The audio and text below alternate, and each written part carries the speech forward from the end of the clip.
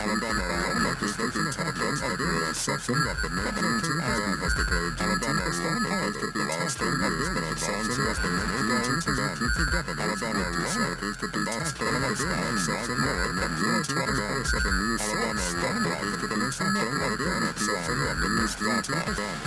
Alabama lawmakers to be tackling a bill section of the Alabama lawmakers to be tackling a bill section of the Alabama lawmakers to be tackling a bill section of the Alabama lawmakers to be tackling a bill section of the Alabama lawmakers to be tackling a bill section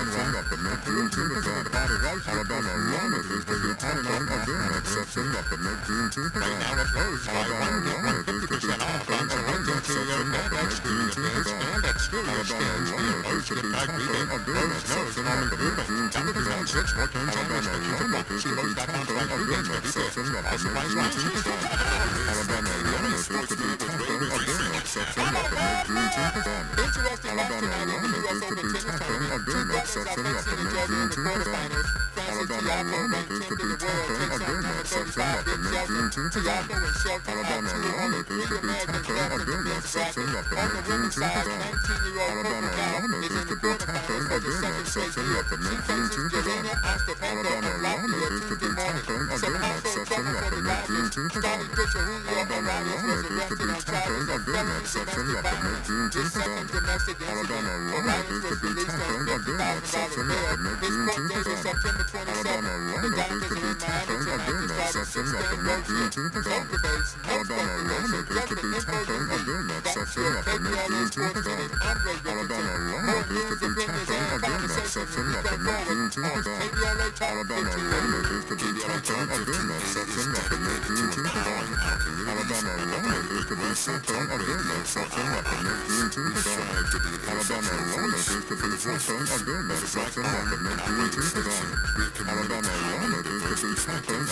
section of the Alabama lawmakers to be tackling a bill section of the Alabama lawmakers to be tackling a bill section of the Alabama lawmakers to be tackling a bill section of the Alabama lawmakers to be tackling a bill section of the Alabama lawmakers to be tackling a bill section of the Alabama lawmakers to be tackling a bill section of the Alabama lawmakers to be tackling a bill section of the Alabama lawmakers to be tackling a bill section of the Alabama lawmakers to be tackling a bill section of the Alabama lawmakers to be tackling a bill section of the Alabama lawmakers to be tackling a bill section of the Alabama lawmakers to be tackling a bill section of the Alabama lawmakers to be tackling a bill section of the Alabama lawmakers to be tackling a bill section of the Alabama lawmakers to be tackling a bill section of the Alabama lawmakers to be tackling a bill section of the Alabama lawmakers to be tackling a bill section of the Alabama lawmakers to be tackling a bill section of the Alabama lawmakers to be tackling a bill section of the Alabama lawmakers to be tackling a bill section of the Alabama lawmakers to be tackling a bill section of the Alabama lawmakers to be tackling a bill section of the Alabama lawmakers to be tackling a bill section of the I'm Tavis Smiley. Alabama lawmakers to be tackling a bill section of the The second hour lawmakers to be tackling a bill section of the Alabama lawmakers to be tackling a bill section of the Alabama lawmakers to be tackling a bill section of the Alabama lawmakers to be tackling a bill section of the Alabama lawmakers to be tackling a bill section of the Alabama lawmakers to be tackling a bill section of the hidden roots of white supremacy. Alabama lawmakers to be tackling a bill section of the Alabama lawmakers to be tackling a bill section of the Alabama lawmakers to be tackling a bill section of the Alabama I didn't have Robert P. Jones on this, but how you go, sir? Alabama lawmakers could be tackling a donut section of the mid-June pajamas. Alabama lawmakers could be tackling a donut section of the mid-June pajamas. Alabama lawmakers could be tackling a donut section of the mid-June pajamas. Alabama lawmakers could be tackling a donut section of the mid-June pajamas. Alabama lawmakers could be tackling a donut section of the mid-June pajamas. The rights position that we're up against right now in America. And we'll talk in a moment about how you think we are having a conversation, or the lack thereof, about rights in this present moment. We're taking one at a time. Like yours.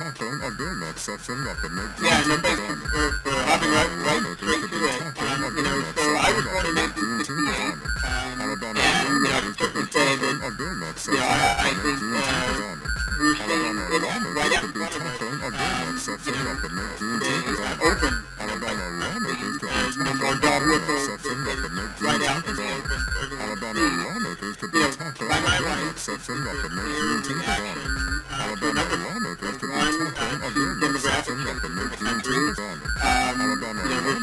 making America great again, for that last word again, it's this kind of nostalgic, harkening back, to a kind of 1950s America, last baby, and, a big challenges, I would have thought that people who look like they're out of right, and guys who look like they're out of depth, can't do right versus personally, and better stuff, and shows, so I think, it's quite stunning in this topic, and so I think that's one reason why second book I've written, trying to kind of take this on directly. Before we to the question about how we're having the conversation or not in this country about rights. Why do you think that it's being preached the right way? I'm going to say allowed. Why do you think that we are in fact witnessing rights versus action behavior in the open? What's happening in the culture that's allowing folks to be so brazen in this moment? So I think there's a kind of desperation, and again, it's perception change, and that's getting to the numbers, so the white supremacy of the nuclear is already really been ramped up, not just for domestic identity, but in this country, it's always been a kind of ethno religious identity, so the KKK, something like supremacy, per se, they were defending the right Anglo-Saxon Christians versus America. So that has a religious identity independent here. So one thing that I think is causing this now is that it shows that in the last 20 years, but for the first time in our history, we have demographic maturity right in this country. So if you go back to 20 years ago, the country was majority right in Christian. If you take all right understanding Protestant, Catholic, non-denominational Christians, 54% just 20 years ago, and today that number is 46%. So that's the increase just in the last 20 years, and I think that people don't know this. I think for many white Christian people, and actually places I grew up Southern Baptist, white relative denominations in Mississippi. The real adequate right my family and my people, that's who I'm talking to here. But I think there's a kind of desperation of realizing that no longer is that demographic majority there has that power to persons within a reactionary movement. And I should also just say that I think that the fact that that demographic change happened at the same time that we had our first African-American president, in Barack Obama, also, I think it was symbolic. The president changed in President Obama, along with the demographic shift happening also in and I think that has led to this kind of reactionary, even violent response. Moving forward, the leadership starts to do a good job about the supremacy Alabama law have to appears to be share the tackling again that section of the mid-Juneteenth event. Alabama law appears to be tackling again that section of the mid-Juneteenth event. What about those who Alabama give appears this to be open tackling again that out in section the of the open mid-Juneteenth event. Alabama law appears to be tackling again that section of the mid-Juneteenth event. Alabama law appears to be tackling again that section of the mid-Juneteenth event. Alabama lawmakers could be tackling again that section of the mid-Juneteenth event. Alabama lawmakers could be tackling again that section of the mid-Juneteenth event. Number two, the question about Alabama those lawmakers could be tackling again that section of the Robert mid-Juneteenth P. event. Jones is taking Alabama how lawmakers could in be this tackling moment again that we are section of the having or not mid-Juneteenth event.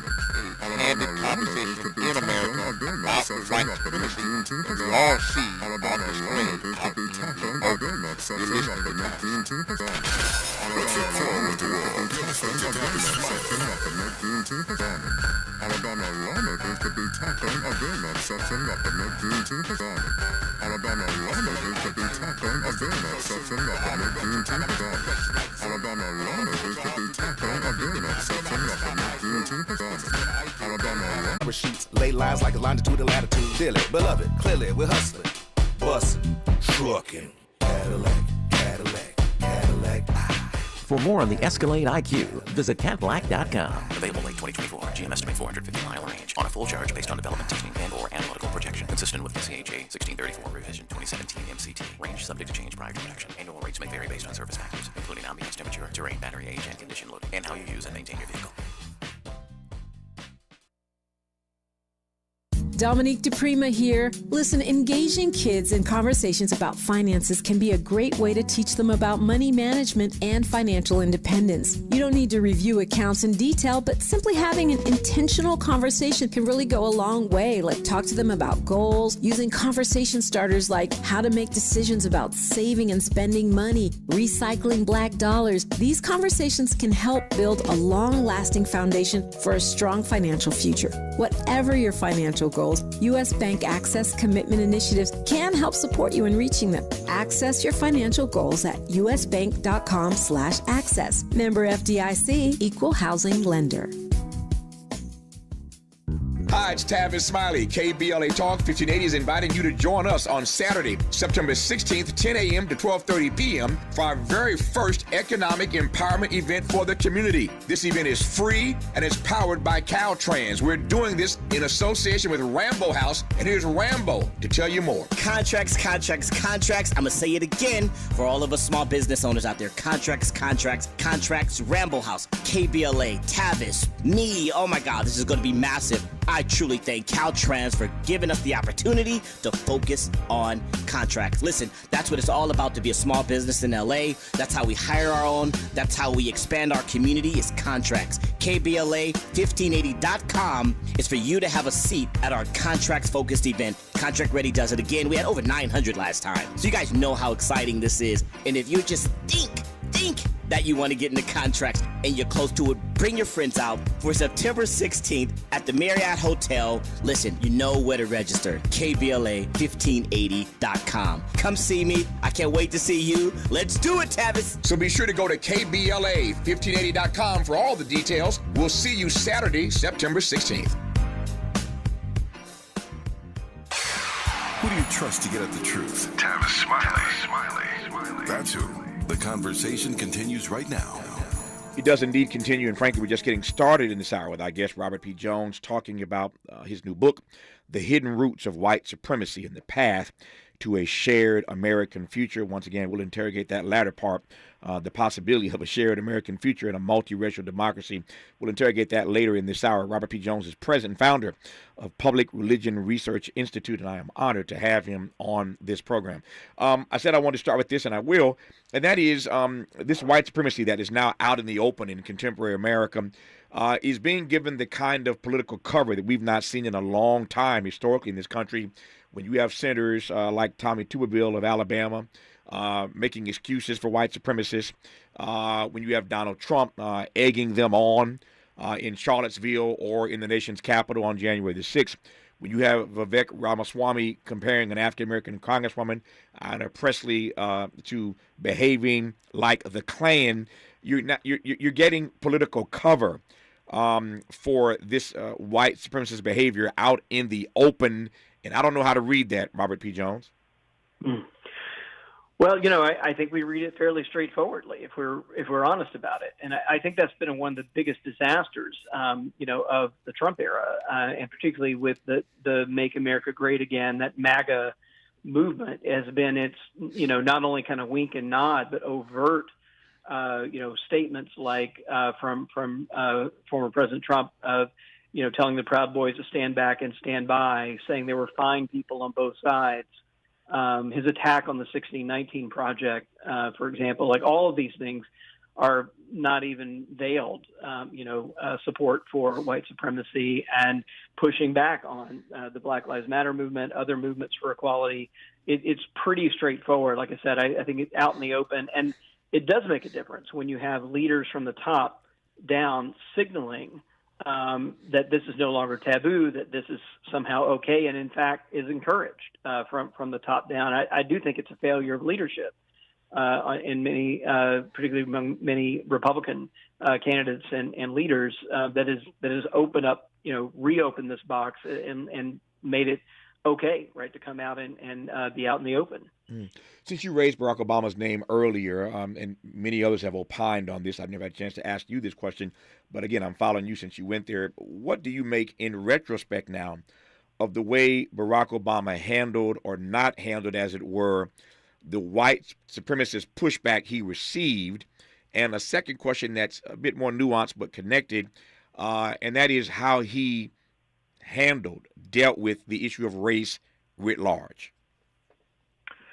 Yeah, well, it's certainly complicated. I am exceedingly sympathetic of the position, he was in. For example, I think none of us know the number of threats that were on his life on a daily or weekly basis throughout his presidency. I think, if that ever comes to light, we will all be stunned, maybe not surprised, I think, but stunned by what that looks like. So I think, the context in which he operated as the first African-American president, I think just completely, challenging there. But, I think him responding, in some ways with quips and saying, look, if you don't think that I have experienced this, try catching a cab with me sometime, and you'll see white supremacy at work there. So I actually am quite admiring and in some ways in awe of the way he held his head up against what I think was the onslaught that he received just on a daily basis on this front. Let me now let's have a conversation about the conversation before we get back to the conversation. Yeah. And what I mean by that is a conversation about the conversation. Give me your critique of the way you see America in this present moment, having or not having, embracing or avoiding a national conversation about the white supremacy that we all see playing out in front of our eyes. Yeah, I think we're absolutely at a moment of, and it's a cycle. This is not the first moment. We see this happening throughout American history, but a moment of repression and denial that we're seeing again. I think it's partially because of the changes in the country. I think it's because of some of the successes of the Black Lives Matter movement. Again, the success of having our first African-American president, the sense that the country is changing, and there is a backlash against that sense that things are really changing. And I should say, too, that I think for many white Christian Americans, conservative Christian Americans, it was actually Barack Obama's reelection that I think was the sounding, the bell sounding. It wasn't just a fluke, but the country sort of not only elected but reelected an African-American president. That was the sign that things are really shifting here. And so I think what we're seeing is just this kind of reactionary movement, and we always see this. So we saw this after the Civil War with the rapid work to dismantle the first civil rights acts that we had right after the Civil War during Reconstruction. And the United Daughters of the Confederacy are doing many of the same things that are now being done in the name of so-called, critical race theory. So what did the United Daughters of the Confederacy do? They tried to control which textbooks were being taught and what was being taught about slavery, the Confederacy, and literally whitewashing, that entire story, putting up those monuments that were now just now getting around to taking many of them down after 100 years of existence. So I think we've been through these kind of cyclical moments in American history. When there's progress, when there's movement toward racial equality and acceptance, there is this kind of backlash movement. And I think we're seeing it now. What's different, though, I think, is that, and what I think makes it a little more desperate, is that people are realizing, and Trump gave voice to this, right, on the campaign trail. He would say things like, look, if you don't vote for me, you're not going to have a country anymore. And when he used that language, right, what he mean, who's the you, who's the we're not going to have a country anymore, it really is this sense of America as a white Christian country. And that's the America he thinks he's protecting and appealing to his followers to help him hold on to. That's what the whole nostalgia in the again and MAGA is really about. Yeah. We talk often on this program about making sure that in conversation and dialogue we are in the right frame. We always want to get our frame right. I want to talk for a moment now about reframing, as it were, because your book, as I read it, engages this conversation about the reframing of America's origins and how the founders of the U.S. Could build the philosophical framework for a democratic society on a foundation of mass racial violence. That's what they did.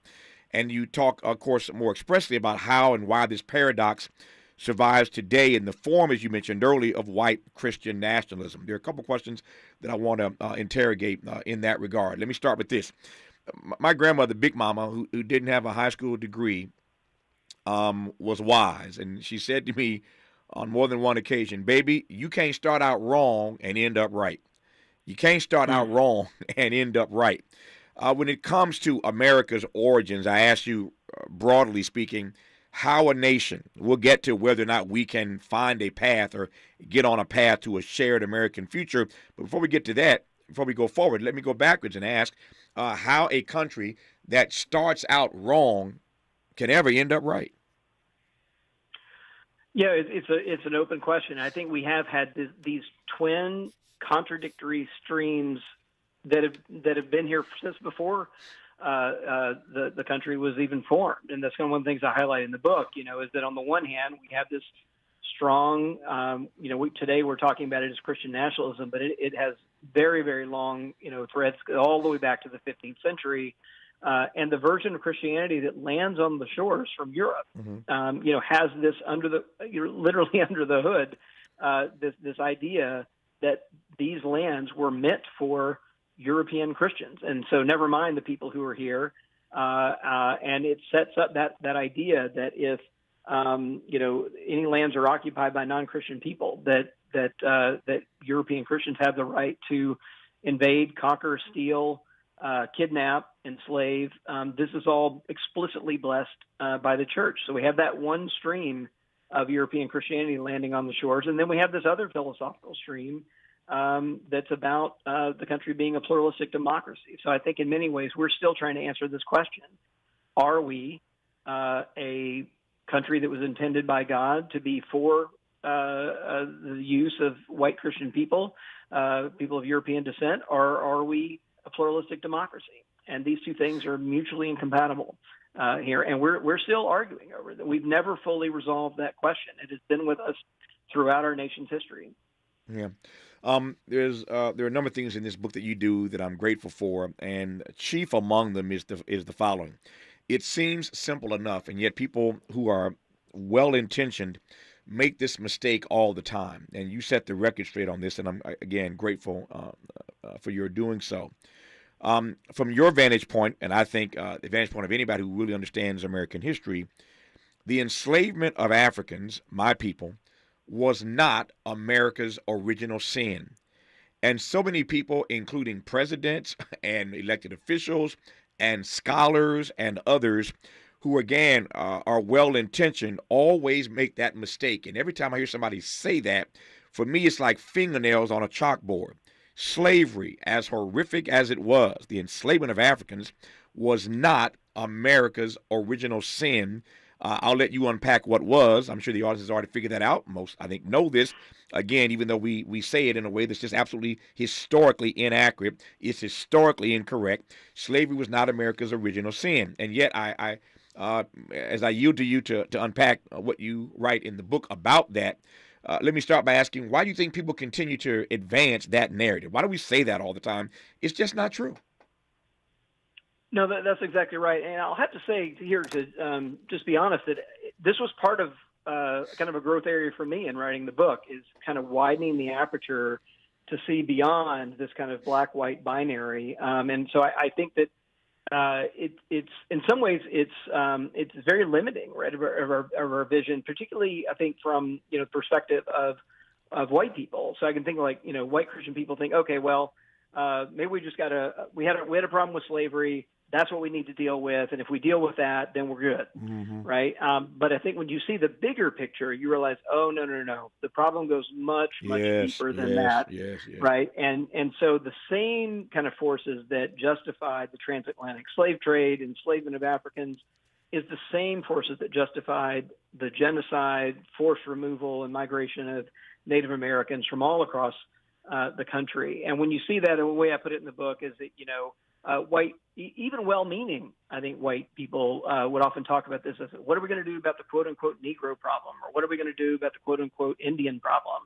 But when you see this in this bigger frame, what you realize is that upstream from all of that is actually a white Christian problem. That's worth interrogating, and we will. But what does it mean that in our discourse we move right past what happened to the Native Americans and, again, define slavery as America's original sin? At the very least, it does a disservice. It does a disservice to those Native Americans, does it not? Oh, absolutely. I mean, and I think part of it is, I could take my example from Mississippi. So I grew up in Mississippi, and so the conflict and the fraught history between people of European descent and people of African descent in Mississippi was very clear and in front of us. But because of acts of genocide and forced removal in the 1830s of most of the Native American population from all across the Southeast, there were very few Native Americans that I interacted with growing up. So I think there's kind of a practical aspect of that's an easier to kind of think about. So there is, a kind of Cherokee nation in Mississippi in the north part of the state, but many of them were moved to Oklahoma. During this period at under at gunpoint, and so I think there's a kind of practical thing, but it absolutely ends up hiding this history of this Native American history, not only in the past, but it hides the question of justice, like what do we owe, right? What is owed, what's required, right, for us to deal with this history honestly to both African Americans and to Native Americans. Yeah. I'm not naive in asking this, but why do you think the Christian community has so steadfastly resisted seriously addressing these questions? Well, I think the most straightforward answer, is that we're complicit, right? So it's a difficult question to answer. My own kind of personal story. Gets to this. Like, so I was a member of the Southern Baptist Convention. What does that word Southern mean in Southern Baptist Convention? It's the largest Protestant denomination in the country still today. And what's its origins? Its origins were Northern and Southern Baptists broke in 1845, and the Southern indicates that this was Baptists in the South who were defending the compatibility of the gospel, the Christian gospel, and enslavement of people on the basis of the color of their skin. So that's the story, right? And if you go back even further, they are the folks also justifying genocide and forced removal of Native Americans. And so that's a hard history to face, especially when you have spent centuries covering it up, building these impossible mythologies, right, of innocence around them, to sort of be honest about it. It's a difficult turn. No, I think you're right about that, and hence the fact that people's heads are still buried in the sand. Robert P. Jones mentioned he's from Mississippi, and so is yours truly, so he ain't the only one in this conversation from Mississippi. I was just there a couple weeks ago for the annual Emmett Till anniversary weekend in Mississippi, and he makes a fascinating connection, which you need to hear about in a moment, between Emmett Till and the Spanish conquistador Hernando de Soto. We'll let Robert P. Jones unpack that for you. You'll learn something about Emmett Till when we come forward on Tavis Smiley. Interrogating and unpacking. That's what we do around here. You're listening to Tavis Smiley. If you're like me, 60 and retired, making ends meet, especially here at the supermarket and drugstore, is tough. I'm so blessed to have found benefitscheckup.org. It's a free and confidential website from the National Council on Aging that connected me to $1,200 a year in programs that help pay for food, medicine, utilities, and more. Maybe it can help you. benefitscheckup.org. My daughter was diagnosed with a rare malignant rhabdoid tumor on the spine. They sent her straight to St. Jude. My hope was gone. But when you get there, everyone's like, hey, we're not going to give up. And when you see other people not giving up on your child, that makes all the difference in the world. When I found out I didn't have to pay, I was just grateful. They saved my baby's life. Finding cures, saving children. Learn more at stjude.org. I'm Mike Moore. Here's the latest from the Black Information Network. African-American Oprah Winfrey and Dwayne "The Rock" Johnson are facing criticism from some after asking for donations to help victims of the Maui wildfires. The video posted on Instagram asked viewers to donate to a relief fund that they just launched with $10 million of their own. Some who commented on the video felt that wasn't enough, arguing Winfrey and Johnson can afford to donate more and they should be asking their millionaire friends, not common people, to donate. The Powerball jackpot continues to grow after there wasn't a winner in last night's drawing. The top prize now stands at $461 million with a cash value of $223.5 million. The next drawing takes place tomorrow. And that's the latest. I'm Mike Moore from your 24/7 news source, the Black Information Network and BINnews.com. An accident working now in Santa Monica, 10 westbound at Cloverfield Boulevard. That has moved off to the right shoulder. Traffic is slow on that drive from Western out to Robertson. Still heavy on the 405 South Drive, Sherman Way down to Getty Center. Get a stalled vehicle at the 101.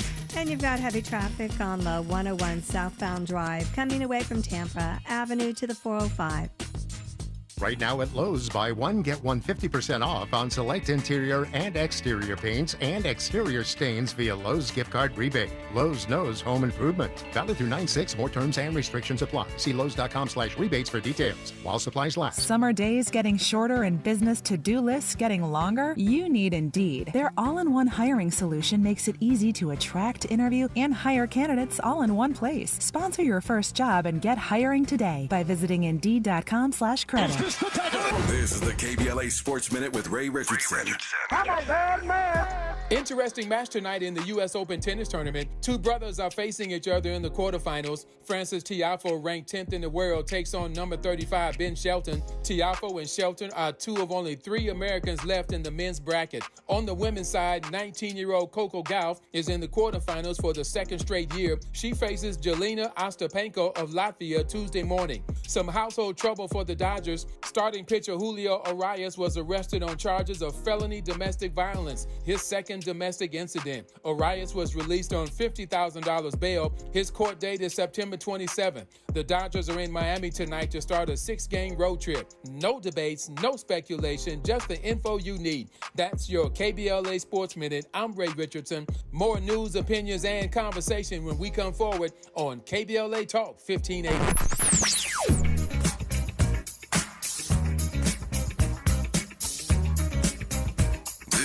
KBLA Talk 1580. Talk radio.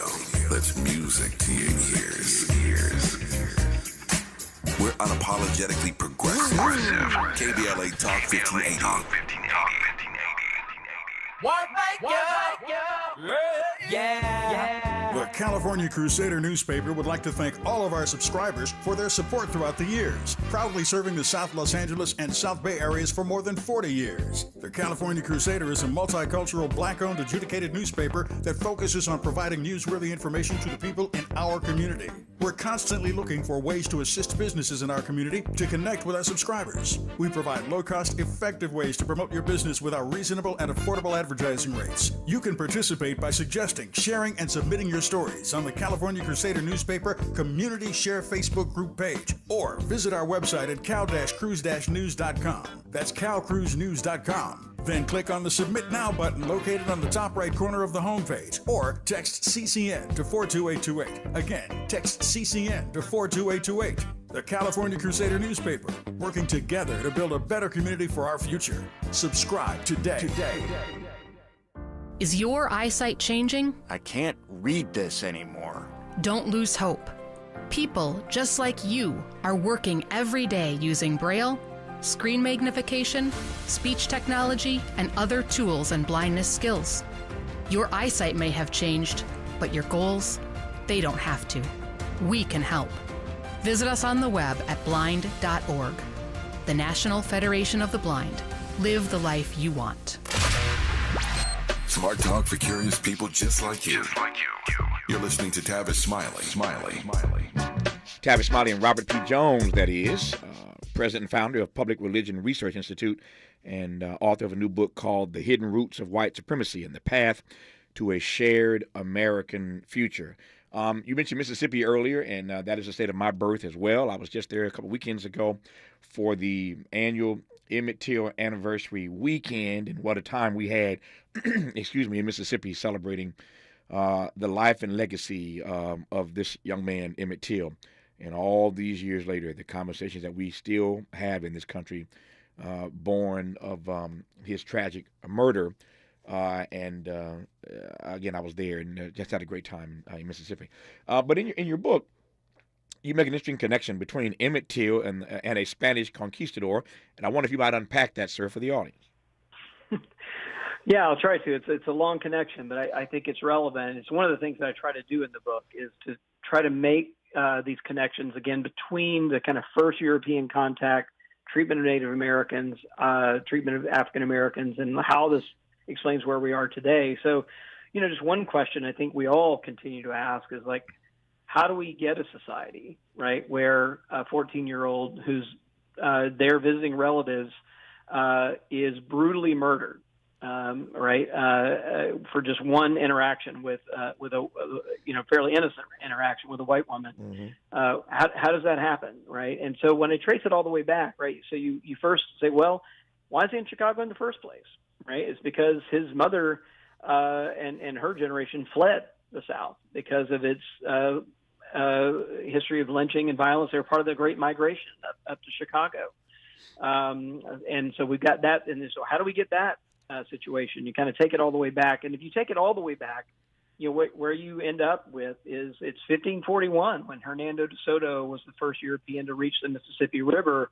It's exactly 400 years before Till's birth in 1541. This is the claim of the land for Spain that eventually becomes, part of the U.S. claim. But it is this claim, it's really an audacious claim, again, based on this idea that the U.S. that these lands were intended to be a kind of promised land for European Christians. He claims it in the name of Spain and in the church, in the Christian church there. And that sets us up for, again, acts of, 3 centuries of acts of genocide, and ultimately forced removal in the 1830s of the last remnants of Native Americans during the Trail of Tears there. That makes the way for the clearing of the Delta by imported enslaved labor in the early 1800s. So all of these stories are absolutely connected and give us the kind of culture and people who could think that and act like that. And these, don't forget, these men were acquitted, right, within an hour by a jury of all white men there. And just one little detail that I discovered shows you, again, the kind of society we're talking about is that at the time, and still today, you can't be selected for a jury unless you're registered to vote. Mm-hmm. Right? That's the pool from which people are pulled for jury duty. And so not only were there 12 white men on this jury, but in the entire pool from which they were picked, there was not a single eligible African American because there was zero in 1955, 0 African Americans registered to vote in Tallahatchie County, which is about half African American. Yeah. So the outcome was predictable from the very beginning, for a variety of reasons, not the least of which you just detailed, that there were no black folk in the jury pool to begin with. But back to DeSoto right quick, and your framing of what he did in the name of the church. Indeed, he did. I wonder if I can jump from then until now, given that you are a leading scholar and commentator on religion, culture, and politics, hence this text. Give me your read in real time of the church-state debate, the church-state conundrum, if I can put it that way, in this country. Mm-hmm. Well, we're still seeing, state of Oklahoma, for example, is having just approved public tax money to support Catholic schools, right, in Oklahoma. So, and we're still having this bigger than that, though, just at kind of the schools. We're still having this bigger debate. And, again, in 2023, some of the big fault lines of the country are, what kind of a country are we? Are we a Christian country, right? Is that who we were intended to be? And this, it's stunning that, this, again, was kind of came out of 15th century church and political doctrines, out of Europe. And yet when we poll on it, even today, like we've asked questions in a poll just earlier this year, we asked Americans, do you agree or disagree that the U.S., was intended by God to be a kind of promised land for European Christians? And we have 3 in 10 Americans agreeing with that, which means it doesn't mean that 2/3 of the country rejects that view. But when you look at the partisan and religious divides here, a majority of white evangelical Protestants agree with that statement, and a majority of the Republican Party agrees with that statement, right? That, again, that America was intended by God to be a promised land for European Christians. So we've got that ethno-religious claim that this is who the country was intended to be for and for the benefit of. And that view is still very much with us today, some 500 years later. This question might sound strange given what you just shared with us. Let me ask it anyway, because I want to give you a chance to go right at it. That question, are we a Christian country? Does that question matter in 2023? And if it does matter, tell me why it matters. Well, I think a lot of times people will, in everyday conversation, will throw that around, right? And you could mean different things by that. You could mean, well, has it been historically a majority Christian country? But I think when it gets weaponized in politics, it actually means something quite specific. And it is usually an ethno-religious claim. When people say it's a Christian country, what they really mean, and if you kind of pay attention to who uses that mostly, they're making a kind of European Christian claim on the country. It's a white Christian country is really what they're claiming there. And that, again, is still very much with us today. It explains a lot of the fault lines between the Democratic Party and the Republican Party. Today, very few Democrats agree with that statement in recent polling. But again, a majority of Republicans are staking this claim. And why it really matters is that that's a fundamentally anti-democratic view, right? That's death to a pluralistic democracy, to make the claim that one religious group, one ethnic group has a privileged place over everyone else. It's kind of outdated and archaic, and very hierarchical, view of the country. It's nowhere near a kind of view where everyone stands on equal footing as citizens before the law, no matter what their race or religion. Yep. I asked of our guest, Robert P. Jones, earlier in this conversation, a question about my grandmother, Big Mama's edict that you can't start out wrong and end up right. When we come forward, we'll talk directly about the potential for change in this country, and whether or not, as the subtitle of his book interrogates, there is a path to a shared American future, and I would add to that, a shared American future in a multiracial democracy. Our guest is Robert P. Jones. You're listening to Tavis Smiley. For all the freedom-loving folk, this is Tavis Smiley. I feel like freedom. What is dedication? My biggest fear in the middle of my addiction was that my kids wouldn't have a father. And I started thinking, you know what? This isn't my story. I definitely had to become a better man to be a better father. It's important to me that my kids are empowered and truly believe that if they can think it, they can do it. That's dedication. Visit fatherhood.gov to hear more. Brought to you by the U.S. Department of Health and Human Services and the Ad Council. Joey from Vermont, a farmer trying to get through the winter. Adriana from South Carolina, a single mother living paycheck to paycheck. Liam from Ohio, an injured father struggling to provide for his family. Hi, I'm Shanola Hampton, and I support the Feeding America network of food banks because they help provide over 6 billion meals to people in need each year. Learn more at feedingamerica.org. JP Morgan Chase is building on the investments in California and around the country to help close the racial wealth gap and build a more equitable future. As part of JP Morgan Chase commitment, they are taking action to help improve financial wealth and access to banking in the Black community, helping more people open low-cost checking and savings accounts, hosting community seminars with supporting Black-led institutions by building awareness about financial investments, hiring community managers, and opening community center branches like Crenshaw, Inglewood, in downtown LA. Visit today, jpmorganchase.com/racial equity. Again, jpmorganchase.com/racial equity. Get the tools to help reach your financial goals. Visit today, jpmorganchase.com/racial equity. Again, jpmorganchase.com/racial equity. Hello, I'm Kate Levy. When I was just 10 years old, I lost my father, Joe, in the 9/11 attacks at the World Trade Center. He was a lieutenant in the New York City Fire Department. For 9/11 this year, now a National Day of Service, I'll be doing what my dad loved to do, helping others in need. Please join me by doing your own good deed that day. Visit 911day.org to learn more. Hey there, Los Angeles. This is James Lucky Jr., publisher and editor of Los Angeles News Observer. Are you hungry for news that matters to you in the African-American communities of Los Angeles? Well, buckle up, because we got the scoop you've been craving. Stay in the know and never miss a beat with our free weekly publications conveniently available near you. Or hop on the digital wave and become an exclusive subscriber at OGNSC.com. Don't forget to join the party on Instagram and Twitter at OGNSCINC for behind-the-scenes access and sizzling updates. No more FOMO. Let's stay informed, connected, and empowered together. Let's get back to more of Tavis Smiley right now.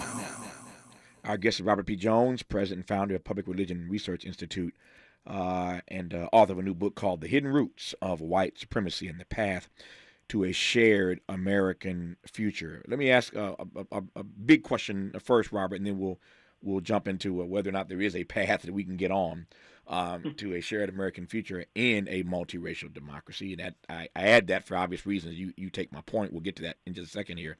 But what do you see as the potential for change in the United States? Well, I so appreciate the comment you made about your mother earlier in this, about can't start off wrong and end up right. Yeah. I think that's exactly correct. It reminds me of a recent statement that Vice President Kamala Harris made at the signing of this new legislation dedicating a new national monument to Emmett Till and Mamie Till Mobley that's going to be coming online very soon. And she said, let us not be seduced into thinking that we'll be better if we forget, that we'll be better if we remember, and we'll be stronger if we remember. And, I think we all know that in our personal lives, that it's very hard to live lives of integrity or honesty, particularly in a relationship with other people, if the foundation of that relationship is built on a lie. And I've long, again, someone who grew up sort of thinking themselves as white and Christian, and when I encountered James Baldwin's, writings, and he talked about his understanding that he and many other African Americans had sometimes of white people, and what he said was being the slightly mad victims of their own brainwashing, is how he so eloquently put it. And that has really stayed with me, and I think that's exactly right, that, it's not only true that we can't be in right relationship with each other across lines of race, across lines of religion without telling the truth, But it's also, I think, important for, again, people who look like me and come from my background to realize that, like, we can't even live lives of integrity ourselves if we don't tell the truth about our own past and our predecessors' place and our faith's place, in things, as awful as violence and oppression. So I think we've all got something at stake in telling a truer story, and that is, in fact, the only way to find the beginning of a path that we might take together. Yep. We talked earlier in this conversation about the fact that slavery, the enslavement of Africans, was not America's original sin. We know the original sin is what we did to the Native Americans who Columbus bumped into once he discovered America. He discovered it as he bumped into somebody else who was already here. I digress on that point. But I recall years ago being with Bill Clinton when he was president on a trip to Africa. I went with him to like 6 nations, as I recall. It was a 6-nation trip. I'm with the president, traveling with him. I'm a journalist, but I'm traveling with him as part of the media delegation. And for all the persons in that delegation, he chose to sit with me and give me an exclusive interview from the continent while we were traveling together. We sat for a conversation just before his meeting with Nelson Mandela. We sat for a conversation, he, Hillary, and I, 3 of us actually, sat for a conversation in South Africa. And I was curious in that conversation as to whether or not while we were traveling through Africa, he would take the occasion to apologize for slavery. I asked him that question, as Bill Clinton did. He tiptoed around it rather nicely. And as it turns out, during that trip to Africa, that 6-nation tour, he did not, in fact, apologize for slavery. When we come forward in our remaining moments with Robert P. Jones, before we get to whether or not there is a path to a shared American future, we are in a conversation right now, of course, in this state of California, where this radio show emanates from, live every day across the nation. In California, everybody's watching to see what we do on the issue of reparations. So we're in a reparations frame right now. We're having that dialogue. But I wonder how things might be different right now had somebody apologized long ago for slavery, had somebody apologized long ago for the genocide that that was visited upon the Native Americans. How might we be in a different space right now had that apology come long ago? You're listening to Tavis Smiley. From the Mert Park with love, this is Tavis Smiley.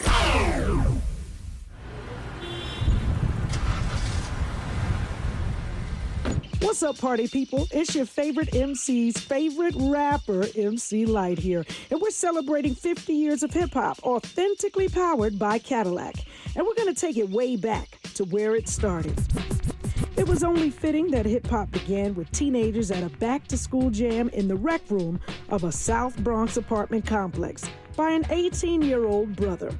By the way, I'm also sure he had a Cadillac parked outside. He noticed the energy on the dance floor when he switched between 2 turntables, extending the beats, repeating the breaks, and never losing the rhythms. And that was the birth of hip-hop. And from that moment, it took off. For more on how Cadillac is celebrating hip-hop's 50th, visit Cadillac.com/audacity.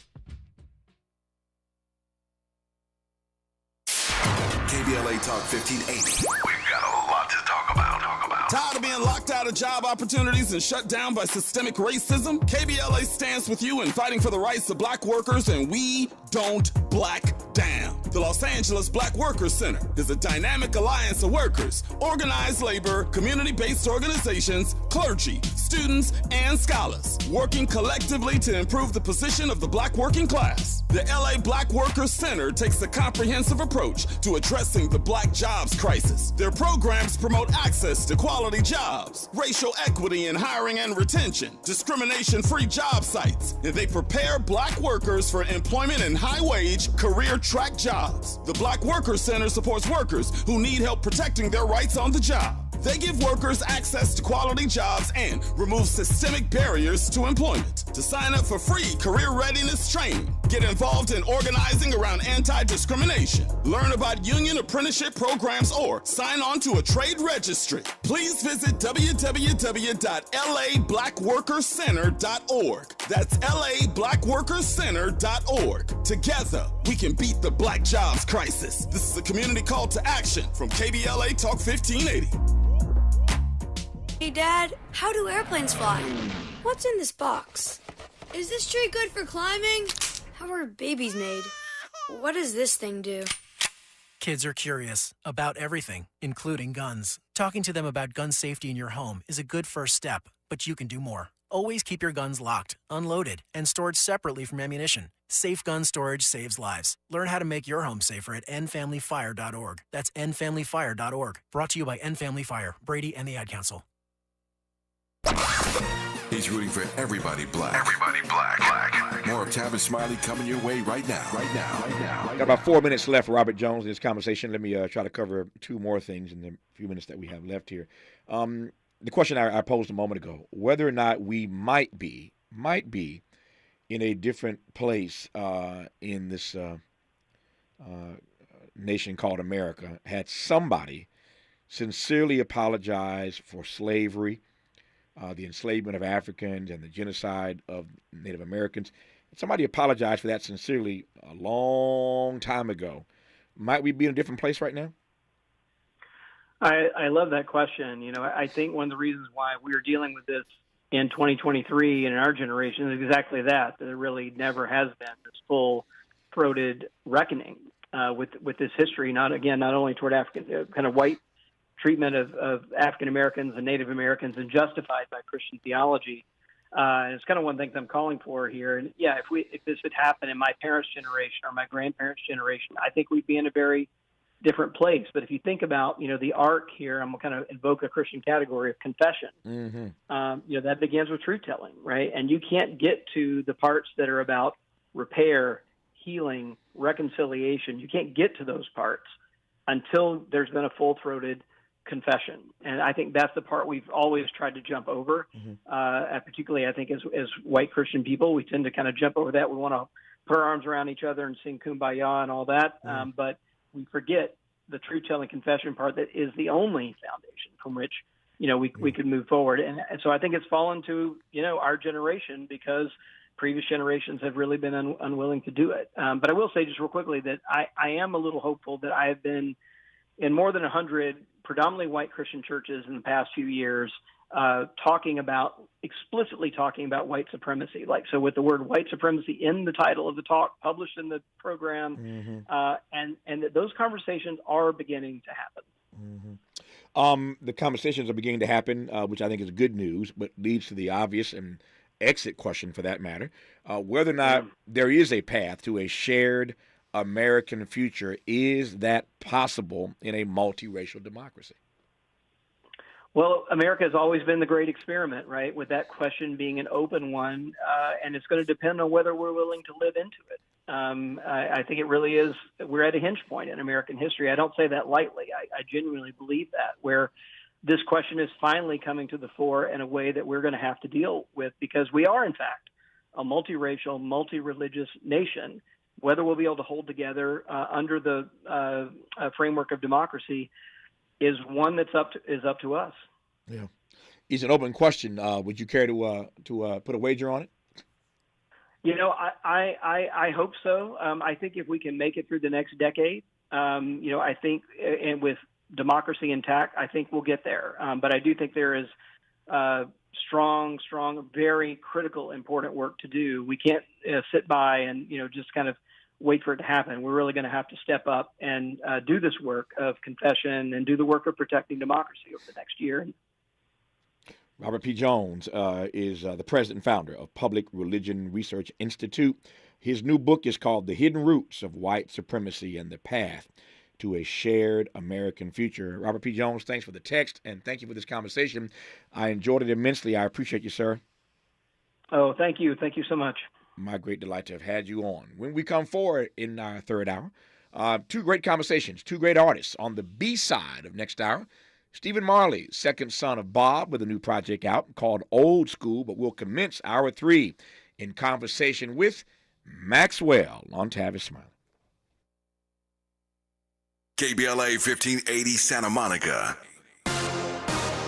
I'm Mike Moore. Here's the latest from the Black Information